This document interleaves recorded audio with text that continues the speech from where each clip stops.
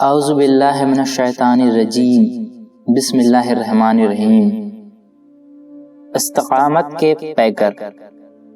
کائنات میں اللہ کو سب سے زیادہ محبوب نبی پاک صلی اللہ علیہ وسلم کی ذات بابرکت ہے، اور اللہ کا محبوب ہوتے ہوئے بھی سرکار پاک صلی اللہ علیہ وسلم نے سب سے زیادہ تکالیف برداشت کی ہے، خود بھی صبر کیا، اپنے صحابہ کو بھی صبر کی تلقین کی، اور اپنی آل کو بھی اپنے نقش قدم پہ چلنے کی نصیحت کی۔ تو اللہ نے صبر کرنے والوں اور صبر کی تلقین کرنے والے کے لیے سورۃ العصر نازل فرما دی۔ ترجمہ: ایسے لوگ ہرگز گھاٹے میں نہیں ہیں جو ایمان لائے اور نیک عمل کرتے رہے اور سچی بات کہی اور صبر کی تلقین کرتے رہے۔ اسی طرح صبر کرنے اور دشمنوں کو معاف کرنے کی روایت آپ صلی اللہ علیہ وسلم کی صحابہ اور آل نے قائم رکھی۔ حضرت عثمان غنی رضی اللہ تعالیٰ عنہ نے 40 دن صبر کیا۔ آپ رضی اللہ تعالیٰ عنہ کا پانی بند کیا گیا اور پھر شہید کر دیا گیا۔ حضرت علی علیہ السلام کو شہید کیا گیا اور آپ نے اپنے قاتل کو اسی وقت معاف فرما دیا۔ حضرت بایزید بستامی رحمۃ اللہ علیہ سفر پہ جا رہے تھے۔ راستے میں دریا کے کنارے کچھ درویش مصلی بچھا کر اپنی آنکھیں بند کیے عبادت میں مصروف تھے۔ آپ رحمۃ اللہ علیہ بھی ان کے ساتھ مصلی بچھا کے بیٹھے اور عبادت میں مصروف ہو گئے۔ کچھ دیر بعد بایزید بستامی رحمۃ اللہ علیہ نے دیکھا کہ پانی کی ایک بہت بڑی لہر کنارے کی طرف بڑھ رہی ہے جو یقیناً سب کو بہا کر لے جائے گی۔ آپ نے ان سب کی عبادت میں دخل دینا مناسب نہ سمجھا، اور جب لہر قریب آئی تو آپ نے اپنے کشف سے اس کا رخ موڑ دیا۔ اسی اثنا میں ان درویشوں میں سے ایک نے آنکھ کھول کر ناراضگی کا اظہار کرتے ہوئے پوچھا کہ لہر کو کس نے موڑا؟ آپ رحمۃ اللہ علیہ نے کہا، اگر میں ایسا نہ کرتا تو لہر سب کو بہا کر لے جاتی اور ہم سب مر جاتے۔ وہ درویش جلال میں آ کے بولے، اگر میرا رب ہم سب کو مارنے پہ راضی تھا تو تم کون ہوتے ہو اس کی رضا کے خلاف جانے والے؟ بایزید بستامی رحمۃ اللہ علیہ فرماتے ہیں کہ میرے پاس اس سوال کا جواب نہ تھا۔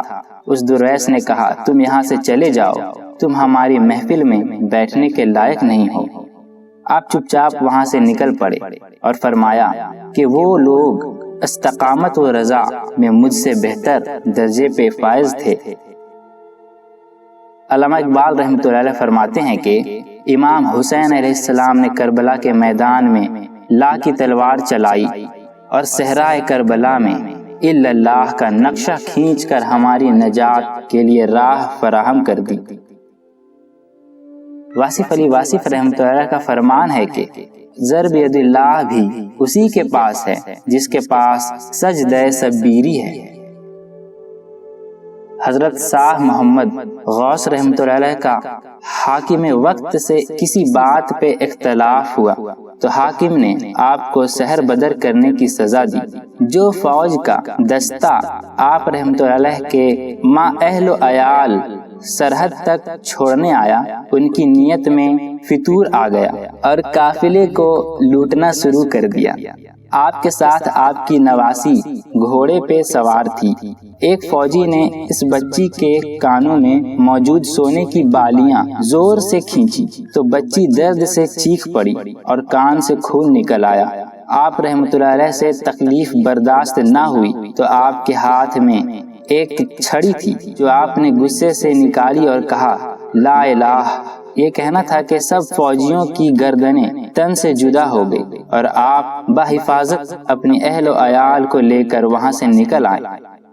فقراء کا کہنا ہے کہ حضرت شاہ محمد غوث رحمۃ اللہ علیہ نے کم ظرفی کا مظاہرہ کیا اور ایک بچی کا خون برداشت نہ کر سکا، جبکہ امام عالی مقام حضرت حسین علیہ السلام نے کربلا میں 72 جانیں شہید کروائیں لیکن صبر کا دامن ہاتھ سے نہ چھوڑا۔ اگر وہاں شاہ محمد رحمۃ اللہ علیہ اپنے جد امجد کی طرح ثابت قدمی دکھاتے تو یقیناً آپ پہ کبھی فقرا تنقید نہ کرتے اور سنہری الفاظ میں یاد کیا جاتا۔ اوپر بیان کیے گئے واقعات کا مقصد صرف اتنا ہے کہ ہمیں معلوم ہونا چاہیے کہ جنہوں نے قربانی دی انہوں نے کیا کیا اور آج ہم کیا کر رہے ہیں۔ ولایت میرے امام حسین علیہ السلام کے قدموں کی خاک کے عوض ملتی ہے سب کو۔ اگر شاہ محمد غوث جیسے ولی ایک چھڑی کو لا کی تلوار کی طور پہ استعمال کر سکتے ہیں تو کیا لگتا ہے آپ کو امام علی مقام کے پاس نعوذ باللہ یہ طاقت نہ تھی؟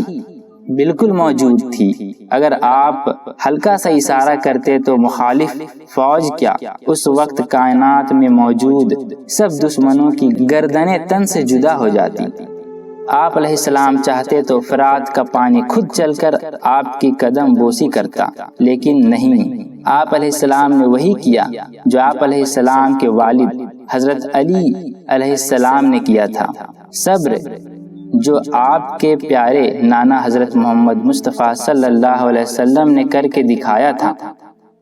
لمحہ فکر ہے آج ہم سب کے لیے کہ جن کی پیروی کرتے ہیں وہ کیا کر گئے اور ہم کیا کر رہے ہیں۔ ہم خود کو ان کا پیروکار اور فقیر تو کہتے ہیں، کیا ان جیسا صبر کا مظاہرہ بھی کرتے ہیں؟ میرے امام کو مظلوم کہنے والوں، کچھ خدا کا خوف کرو، امام ہرگز مظلوم نہیں تھے۔ میں کہتا ہوں کہ جو میرے امام کو مظلوم کہتے ہیں وہ امام علی مقام سے عشق ہی نہیں کرتے، اور اگر ان کو عشق کا دعویٰ ہے تو پھر وہی کرو جو امام نے کیا۔ وہ سب طاقتیں موجود ہونے کے باوجود صبر و رضا کے دامن سے لپٹے رہے اور حق پہ قائم رہتے ہوئے اور باطل کی نفی کرتے ہوئے جام شہادت نوش کیا۔ امام حسین علیہ السلام کربلا کے شہنشاہ ہیں اور ایسی شہنشاہ ہیں قیامت تک کربلا کو تو کیا ساری دنیا کے لوگوں کو آپ علیہ السلام کی شہنشاہت پہ ناز رہے گا۔